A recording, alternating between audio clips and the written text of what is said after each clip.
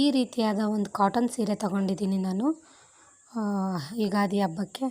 ನೋಡಿ, ಈ tailoring machine ನನಗೆ ವಿಶ್ವಕರ್ಮ ಯೋಜನೆಯಲ್ಲಿ ನಾನು ಅರ್ಜಿ ಹಾಕಿದ್ದೆ, ನನಗೆ ಫ್ರೀ ಬಂದಿದೆ.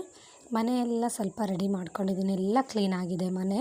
ಯುಗಾದಿ ಹಬ್ಬ ಮಾಡೋಕ್ಕೋಸ್ಕರ ಎಲ್ಲ ಧೂಳೆಲ್ಲ ಕೊಡುಬಿಟ್ಟು ಮನೆಯೆಲ್ಲ ಕಿಚನೆಲ್ಲ ಕ್ಲೀನ್ ಮಾಡಿಕೊಂಡು ಎಲ್ಲ ರೆಡಿ ಮಾಡ್ಕೊಂಡಿದ್ದೀನಿ. ಮಧ್ಯಾಹ್ನಕ್ಕೆ ಸೊಪ್ಪು ಸಾರು ಮಾಡ್ಕೊಂಡಿದ್ದೀನಿ, ಸ್ವಲ್ಪ ಅನ್ನ ಮಾಡ್ಕೊಂಡು ಊಟ ಮಾಡಿದರೆ ಆಯಿತು ಅಂಥೇಳಿ. ಸೊ ಹಂಗಾಗಿ ಮನೆ ಯುಗಾದಿ ಹಬ್ಬಕ್ಕೋಸ್ಕರ ಎಲ್ಲ ರೆಡಿ ಮಾಡ್ಕೊಳ್ತಾ ಇದ್ದೀನಿ. ಏನೇನು ಚಿಕ್ಕ ಪುಟ್ಟ ಕೆಲಸ ಇದೆ, ನಾನು ಜಾಸ್ತಿ ಸೊಸೈಟಿ ಅಕ್ಕಿ ಅನ್ನನ ಯೂಸ್ ಮಾಡ್ತೀನಿ.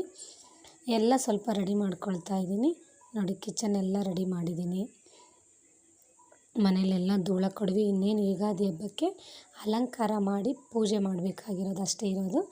ಅಮಾವಾಸ್ಯೆ ದಿನ ನಾನು ತುಂಬ ಎಲ್ಲ ಚೆನ್ನಾಗಿ ಅಲಂಕಾರ ಮಾಡಿಬಿಟ್ಟು ಯುಗಾದಿಯಲ್ಲಿ ಪೂಜೆ ಮಾಡ್ತೀನಿ. ರಾಘವೇಂದ್ರ ಸ್ವಾಮಿ ಫೋಟೋನ ನಾನು ಈ ರೀತಿ ಹಾಕ್ಕೊಂಡಿದ್ದೀನಿ.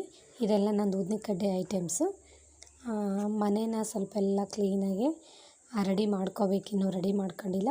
ಬೇಸಿಗೆಯಲ್ಲಿ ಪಪ್ಪಾಯ ಹಣ್ಣು ಸ್ವಲ್ಪ ಹೀಟು ಆದರೂ ಕೂಡ ನಂಗೆ ಇಷ್ಟ ಅಂಥೇಳಿ ತಿಂತಾಯಿದ್ದೀನಿ.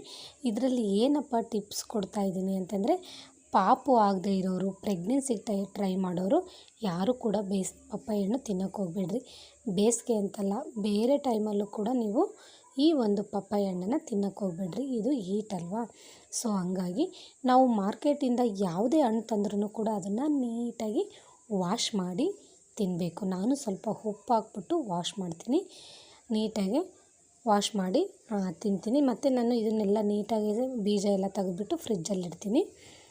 ಮನೇನ ಈಗೆಲ್ಲ ಒಂದು ಫೈನಲ್ ಲುಕ್ ಕೊಟ್ಟಿದ್ದೀನಿ ನೀಟಾಗಿ. ಮತ್ತು ಅಮಾವಾಸ್ಯೆ ದಿನ ನೀಟಾಗೆಲ್ಲ ಪೂಜೆ ಮಾಡ್ಕೊಳ್ಳೋಕ್ಕೋಸ್ಕರ ಎಲ್ಲ ರೆಡಿ ಮಾಡ್ಕೊಳ್ತಾ ಇದ್ದೀನಿ. ನೋಡಿ, ನಮ್ಮ ಮನೆ ಹೀಗಿದೆ. ಕರ್ಟನ್ನೆಲ್ಲ ಮೇಲೆ ಕಟ್ಟಿದ್ದೀನಿ. ಧೂಳೆ ಎಲ್ಲ ಕೊಡೋಗ್ಬಿಟ್ಟು ಎಲ್ಲ ಒರೆಸಿ ಮನೆಯೆಲ್ಲ ತೊಳೆದ್ನಲ್ಲ.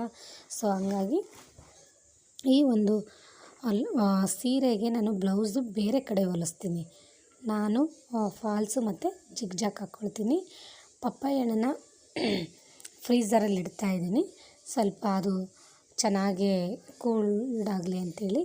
ಏಕೆ ಅಂತಂದರೆ ಬೇಸಿಗೆಯಲ್ಲಿ ಇದು ಸ್ವಲ್ಪ ಸುಡ್ತಾ ಇತ್ತು. ಬಿಸಿಲಲ್ಲಿ ಇಟ್ಕೊಂಡು ಮಾರ್ತಾ ಇರ್ತಾರಲ್ವ ಸಂತೆಯಲ್ಲಿ, ಮಾರ್ಕೆಟಲ್ಲಿ ತುಂಬ ಬಿಸಿ ಇತ್ತು. ತಂದ ತಕ್ಷಣ ನಾನು ಸ್ವಲ್ಪ ಫ್ರಿಜ್ಜಲ್ಲಿ ಇಟ್ಟಿದ್ದೀನಿ. ಅದನ್ನು ಸ್ವಲ್ಪ ಕೋಲ್ಡ್ ಆದಮೇಲೆ ತಿನ್ನೋಣ ಅಂಥೇಳಿ ನೀಟಾಗಿ ಉಪ್ಪು ಹಾಕಿ ತೊಳಿಬೇಕಂತೇಳಿ ಬೀಜ ಎಲ್ಲ ತೆಗಿತಾಯಿದ್ದೀನಿ. ಬೀಜ ಎಲ್ಲ ತೆಗೆದು ಮೇಲ್ಗಡೆ ಸಿಪ್ಪೆ ಎಲ್ಲ ತೆಗೆದು ಫ್ರಿಜ್ಜಲ್ಲಿಟ್ಟು ತಿನ್ನೋಣ ಅಂಥೇಳಿ ತೊಳಿತಾಯಿದ್ದೀನಿ.